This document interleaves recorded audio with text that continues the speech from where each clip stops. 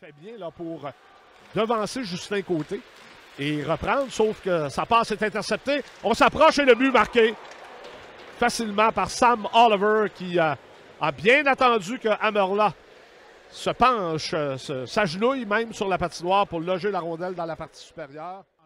Dans la zone de l'Océanique et le défenseur qui a vu le joueur des Voltigeurs s'emparer de la rondelle est venu pour le frapper, mais a raté sa mise en échec. Ça a permis une attaque à 2 contre 1 d'avoir fourni la réponse.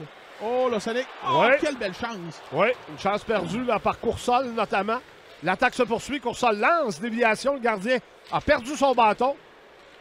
Est-ce qu'on pourra en profiter? Un tir! Et le but! Oui, finalement, à force de bourdonner, l'Océanique crée l'égalité.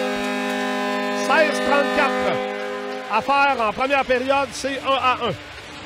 Oui, à 3-26, la pétarade en territoire adverse, gardien de but Goubi. Et rapidement, l'Océanique crée l'égalité dans le match. C'est 1-1 après seulement 3 minutes 26. C'est bel et bien Mathieu. Là, très peu. Et Cormier libère la rondelle et la passe ensuite. Et le but! Jacob Mathieu, son 4e en moins de 4 périodes. C'est 2-1. L'Océanique prend les devants pour la première fois. Mathieu isolé là, à la gauche du gardien de but Goubi pour permettre à l'Océanique de prendre les devants dans le match. 2-1. Les 2 buts appartiennent à Mathieu, 21e et 22e de la saison.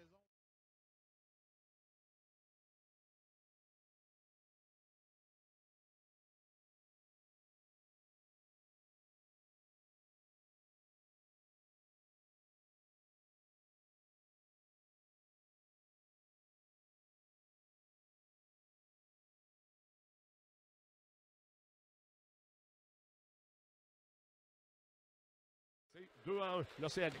Drover lance par la clôture. Robin fait dévier avec son patin. Coughlin remet à Drover. Drover, son tir est bloqué. Prend son propre retour, se faufile. Lance et compte. Alex Drover a frappé la rondelle au vol, probablement, Yannick. Juste au pied de Drover, ça lui a permis de s'amener seul, cependant en angle et une belle feinte, là, il est venu placer la rondelle, partie supérieure. Il a tenté de bloquer de la main, mais il n'y est pas parvenu. Gabriel Jackson, longue passe au centre. Retour à égalité numérique. Oui, on fait dévier, Lapointe s'avance, il lance et compte. Ouf! Laser de M. Lapointe. Et Amerla s'est agenouillé rapidement encore, alors s'est fait passer ça au-dessus de l'épaule gauche. Le but n'est pas marqué en avantage numérique, mais il est très précieux. Il y avait un élément en moins pour relancer l'attaque rapidement. Le joueur de l'Océanique, lui, qui s'est dirigé à son banc pour demander un remplaçant là, en quittant le banc de pénalité. Ça a donné une attaque à 2 contre 2. Et Soucy intervient devant Dumont. Lapointe contrôle la rondelle le long de la ligne bleue. Dion pour une déviation et Amerla se déplace et fait un arrêt sensationnel encore une fois contre Dumont. Adverse, Saint-Denis qui bloque un lancer. Dégagement raté par l'Océanique. Oliver reprend, son tir est bloqué par Jacob Mathieu. Ça lui a fait mal, là. Grimace de douleur. 42 secondes à la période. Lapointe remet dans le coin. On s'approche, le tir et le but marqué par Jacob Dion. Alors, l'Océanique a eu la chance de quitter sa zone, en être incapable. 2 jeux là-dessus importants. Oliver étendu sur la patinoire de tout son long et réussit à l'envoyer hors de portée d'un joueur d'Océanique qui s'approchait pour aller d'un dégagement de rentre au banc. 11 secondes seulement. Alors la passe, 7 secondes, Brunet s'avance. Brunet en retrait, Gaudio à Cormier qui lance et compte avec 2 secondes à faire à la période de prolongation.